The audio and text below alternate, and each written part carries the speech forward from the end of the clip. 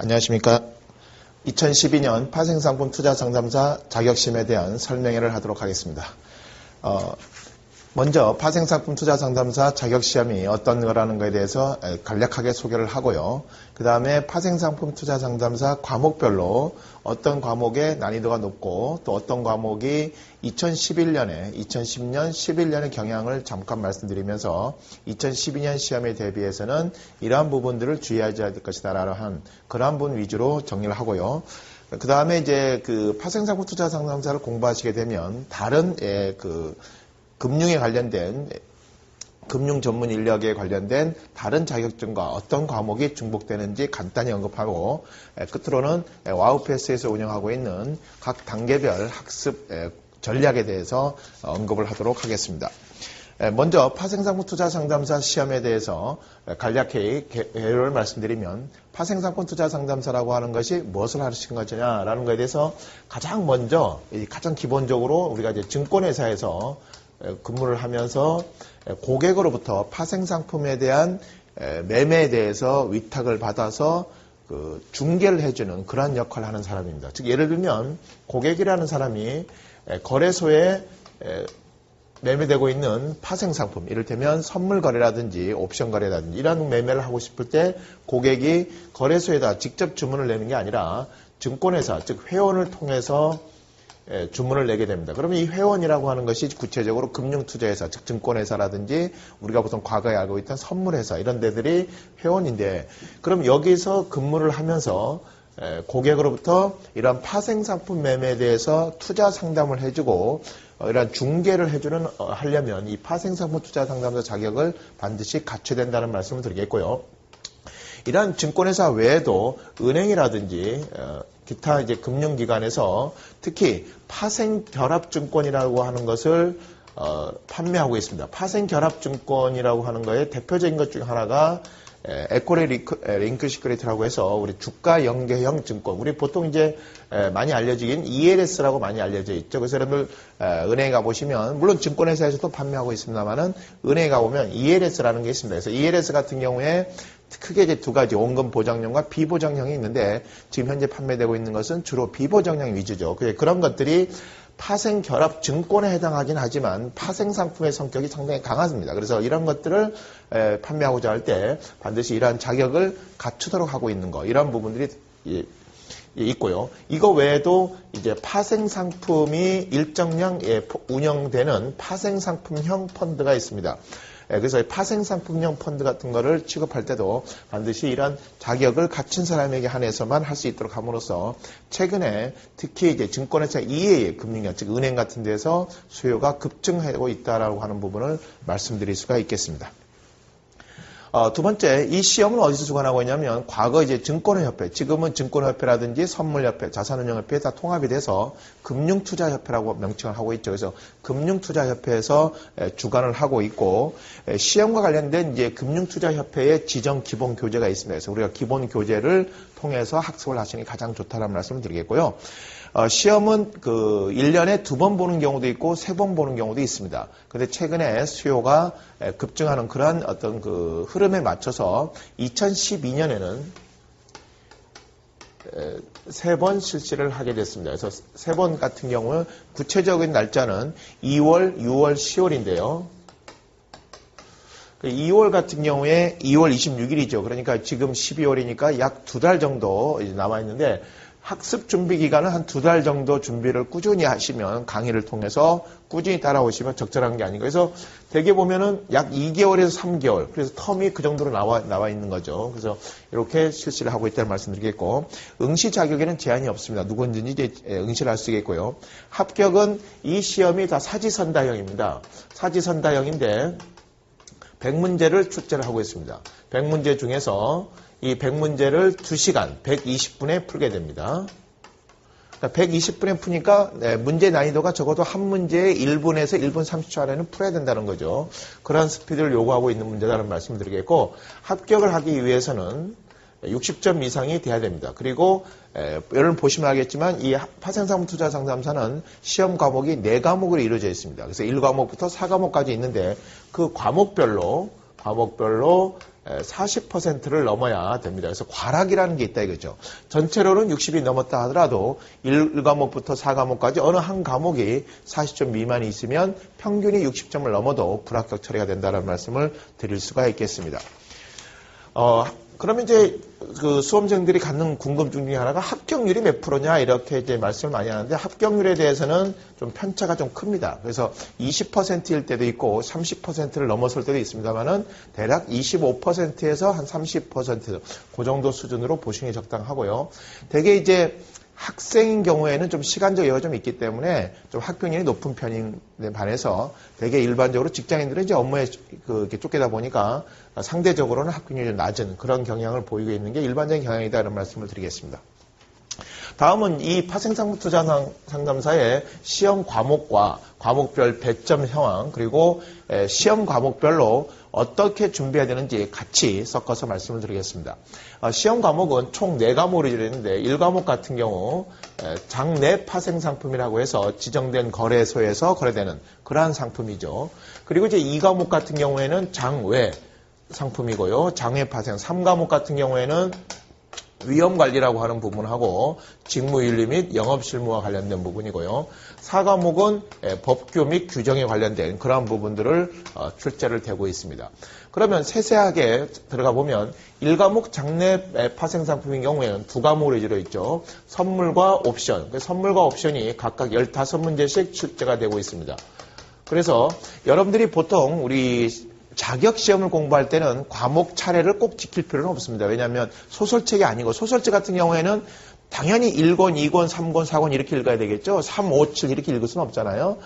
그런데 자격시험은 꼭 그럴 필요 없습니다. 그런데 이 파생상품 투자 상담사의 경우에는 여러분들이 꼭 지켜야 할 차례는 있습니다. 1과목과 2과목은 반드시 1과목을 한 다음에 2과목을 하셔야 됩니다. 그 이유는 1과목은 장내 파생상품은 다 표준화되어 있습니다. 그래서 규격화되어 있기 때문에 규격화되어 있는 것조차도 모르는 상태에서 이 맞춤형 형태인 장애 파생상품을 공부하게 되면 더 이 체계가 잡히질 않습니다. 그래서 파생상품 투자 상담을 공부할 때 3, 4과목은 순서를 지키지 않아도 좋습니다만은 1, 2과목은 꼭 순서를 지켜서 1과목을 한 다음에 2과목을 하셔야 된다는 말씀을 드리겠고요. 자, 그럼 1과목 선물 및 옵션에서는 이 어떤 경향이 있냐면 2010년까지만 해도 이 1과목은 계산 문제 비중이 30%에서 35%까지 차지했었습니다. 그러다가 최근에 들어서 2011년 경향이 이 2과목에서 계산 비중은 상대적으로 많이 줄었다. 지금은 한 20% 내외 정도로 계산 문제 20%에서 25% 정도로 계산 비중이 줄었다는 말씀을 드리겠고, 그렇지만 계산 문제의 유형을 이해해야만이 푸는 문제들이 많습니다. 그래서 꼭 계산 문제는 아니더라도 그런 걸 이해해야 된다는 겁니다. 그래서 선물과 옵션에서는 굳이 어떤 과목이 좀 어렵냐라고 하면 선물보다는 좀 옵션 쪽이 좀 어렵습니다. 선물 쪽은 상대적으로는 이쪽보다는 평이합니다. 이렇게 말씀드릴 수가 있고요.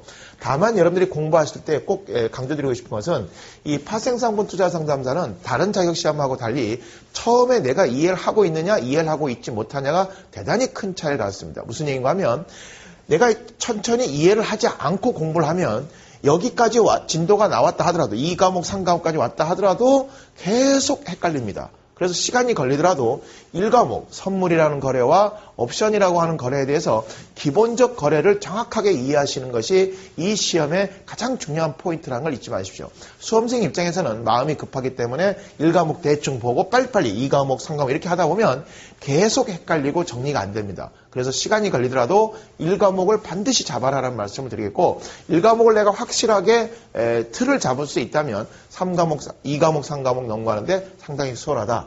자, 그래서 어쨌든 1과목 선물과 옵션에서 옵션 쪽이 좀 어렵다. 계산 비중은 아까 말씀드렸던 20%에서 25 정도로 내려왔다는 말씀을 드리겠고요. 특히 이 장내 파생 상품에선 가장 중요한 체크 포인트가 있습니다. 중요한 사항을 잘 정리하는 게 좋습니다. 그래서 어떤 중요한 부분에서 내는 유형의 차이는 좀 있습니다. 그렇지만 중요하다고 여겨지는 부분은 큰 차이가 없습니다. 그래서 오늘 강의를 통해서 중요한 사항에 대해서 체크포인트로 따로 배부를 해드립니다만은 그러한 부분 위주에서 내가 정확하게 이해하는 것이 중요한 거라는 거죠. 그러니까 아주 새로운 분야를 낼 만한 영역은 없습니다. 그러니까 이 시험은요, 범위가 넓은 것이 아니라 범위는 정해져 있는데 그 정해진 부분을 내가 확실하게 이해하는 것이 키포인트다. 한 부분을 알더라도 확실한 이해가 중요하다는 말을 강조드리겠습니다. 자, 두 번째, 장외 파생 상품인 경우에는 수합이라는 과목에서 10문제를 출제하고 있고 기타 파생 상품으로서 15문제를 출제하고 있습니다. 그래서 수합이라고 하는 과목은 장외 파생 상품이지만 기본서 내용에서는 상당히 어렵게 다루고 있지만 실제 시험에서는 그렇게 어렵지는 않습니다.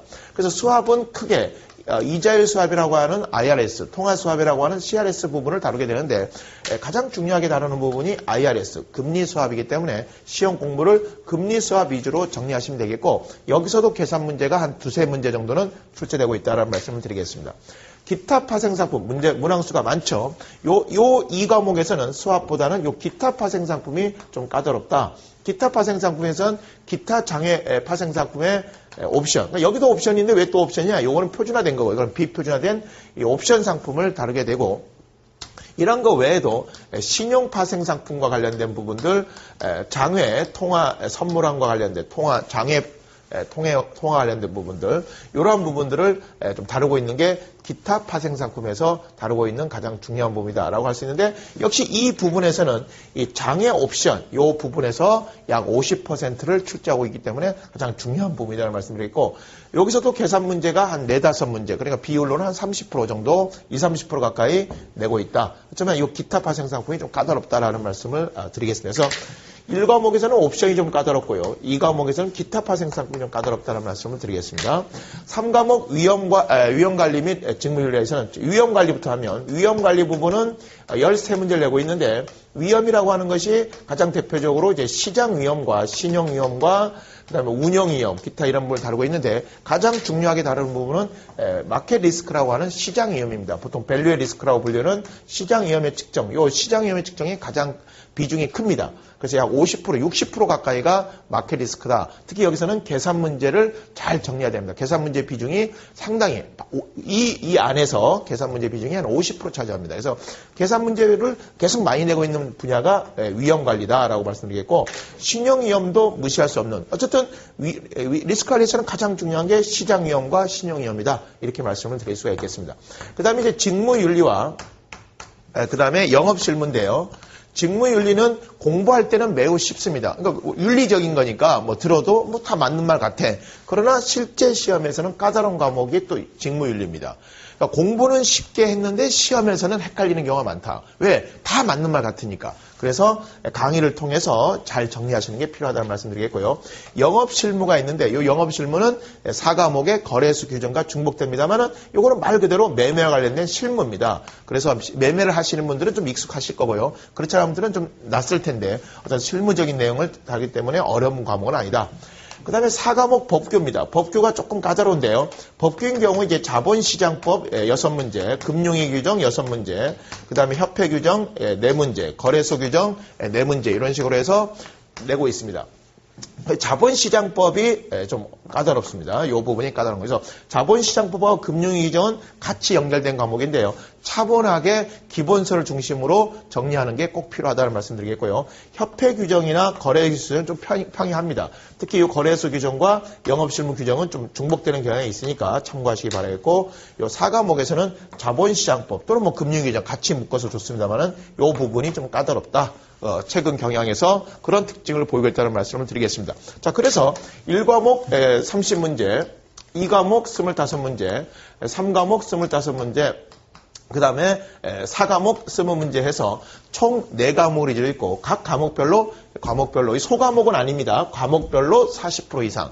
요게 40% 이상 꼭 맞아야 된다는 뜻은 아니고 요 30점에 40% 이상을 꼭 받아야 되죠. 그렇지 못할 그 미만일 경우에는 과락이 된다. 자, 이렇게 해서 파생상품 투자 상담사용 과목을 소개했고 과목별로 여러분들이 좀 주의할 점들을 간략히 말씀드렸습니다. 뭐 자세한 사항은 우리가 이제 강의를 통해서 할 때 좀 더 언급하도록 하겠습니다. 자, 그러면 그 다음에는 그럼 이렇게 이제 그 파생상품 투자 상담을 통해서 자격증 공부를 했다면 이런 파생상품 투자 상담사에서 공부했던 이런 내용들은 이가 유사한 금융 전문 인력의 다른 시험에서는 증권 투자 상담사에 가보면 이 선물이나 옵션 공부할 때 배웠던 여기서도 다룹니다만은 채권에 관한 부분들이 이제 중복되는 부분들이 나타나기 시작합니다. 채권이라든지 그다음에 투자자산운용사라는 자격시험에서 파생상품 운영 전략이라든지 뭐 이런 부분들이 이제 중복되고 있고요. 그다음에 FRM이라고 하는 게 있죠. 재무위험관리사 이런 거에서도 파생상품이 다 겹친다라는 말씀을 드리겠습니다. 그래서 파생상품 투자상담사를 공부하게 되면 뭐 증권투자상담사에 가서는 이제 법규가 또 겹치게 되고요. 은행 FP라는 자격증이라든지 다른 자격증에서도 이런 법규 부분은 또 공통적으로 다른 부분이 있습니다. 그래서 이 금융 전문 인력의 자격시험은요, 어느 하나를 공부해두면 다른 자격증을 공부할 때 훨씬 30% 이상 자기가 먹고 들어간다. 이렇게 시쳇말로 이렇게 할 수가 있는 겁니다. 그래서 한번 정리하실 때 잘 정리하시면 좋겠다는 말씀 드리겠고요. 끝으로 와우패스의 단계별 학습 전략으로 말씀드리면 여러분들이 공부를 하실 때는 파생상품 투자 상담자 정규반을 통해서 기본서, 여기서 기본 교재라고 하는 것은 금융투자협회가 내고 있는 이 기본 교재를 중심으로 해서 정규 수업을 듣는 게 가장 중요하다. 왜 그러냐면 여러분들이 시험을 물론 보는 사람 입장에서는 당연히 합격이 제일 1차 목표겠지만 아주 가볍게 공부를 하다 보면 시험이 끝난 그 다음 날부터 모든 내용이 다 잊어버립니다. 내가 공부했던 적도 잘 모르겠고 뭐 공부했는지 안 했는지조차도 모릅니다. 그래서 제가 강의를 하는 사람의 입장에서는 당부드리고 싶은 것은 공부를 하실 때 기본적으로 파생상품에 대한 기본 공부를 한다라는 자세로서 기본 교재 중심으로 공부하는 이런 차분차분 스텝 바이 스텝. 그리고 여러분들 막 작게 짧은 시간 안에 공부를 해서 뭐 대충 공부를 해서 우연히 합격했다 하더라도 또는 불합격하게 되면 또 다시 시험 봐야 되고 이러한 스트레스가 매우 큽니다. 그래서 한 번에 끝내는 공부가 가장 좋습니다. 그러기 위해서는 기본서로 공부하는 정규반을 듣는 게 가장 좋고요. 아주 부득이하게 뭐 시간이 좀 너무 나는 없다. 아주 부득이한 부분에 대해서만 최종 정리반이라고 해서 이제 요약이라든지 요약한 내용이라든지 또는 이제 이런 걸 통해서 이제 끝으로 해야 될 부분들이 이제 문제풀이죠. 특히 이제 사지선다형이기 때문에 문제풀이를 꼭 해봐야 됩니다. 그래서 문제집 부분은 와우패스에서 시험에 대비해서 가장 최근 경향까지 반영한 문제집을 통해서 여러분들이 시험에 대비하는데 만반의 준비가 갈 수 있도록 그런 문제집을 발간하고 있기 때문에 그런 문제를 통해서 문제 연습을 하시는 게 좋고요. 그 다음에 이제 시험에 임박해서 일일 특강이라고 해서 각 과목별로 한 과목에 1시간 정도로 이게 중요합니다라는 거 위주로 그걸 통해서 이해를 한다는 게 아니라 이게 중요한 거구나라는 체크하는 그런 이제 강의를 이제 준비를 하고 있고 그리고 이제 모든 그런 강의를 통해서 시험에 임박해서 한 3, 4일 전에 최종 자기의 점검을 하는 모의고사를 치르게 됩니다. 그래서 모의고사를 통해서 내 실력을 점검하게 되는데 일반적으로 이 모의고사 점수와 실제 시험에서 점수가 크게 차이가 나지 않습니다. 그래서 4, 5점 이내에서의 편차 외에는 보이고 있지 않기 때문에 그런 것들을 통해서 자기의 실력을 한번 테스트해 볼 수가 있습니다. 그래서 이러한 프로세스의 학습 단계를 말씀드릴 수가 있겠습니다. 자, 이렇게 해서 여러분들에게 파생상품 투자 상담사에 대한 일반적인 얘기를 했는데요. 마무리하면서 어떤 자격시험을 보실 때 가장 중요한 것은 내가 그 시험에 대한 절박성을 꼭 가져야 됩니다. 절박성을 갖지 못하고 내가 공부를 할까 말까 이렇게 고민을 하다 보면 결국은 하다가 중도에 포기하거나 아예 하질 않게 되죠. 그래서 나는 꼭 해야 된다 이런 절박성을 가져야 되고요. 그리고 두 번째는 억지로 한다는 것보다는 그 과목을 내가 그 학습을 좋아해야 됩니다. 그래서 절박한 거와 좋아함을 이길 수는 없습니다. 물론 이 두 개 중에서도 더 중요한 건 뭐냐? 좋아함입니다. 절박함이라고 하는 것은 시험에 딱 끝난 이후에는 별로 관심이 없거든요. 근데 좋아하게 되면 공부가 더 재미있고 끝까지 잘 갈 수 있다. 그래서 이 두 가지를 가져서 여러분들이 원하는 결과 2012년에는 꼭 좋은 결과 얻기를 진심으로 기원하겠습니다. 설명해 드려줘서 대단히 고맙습니다.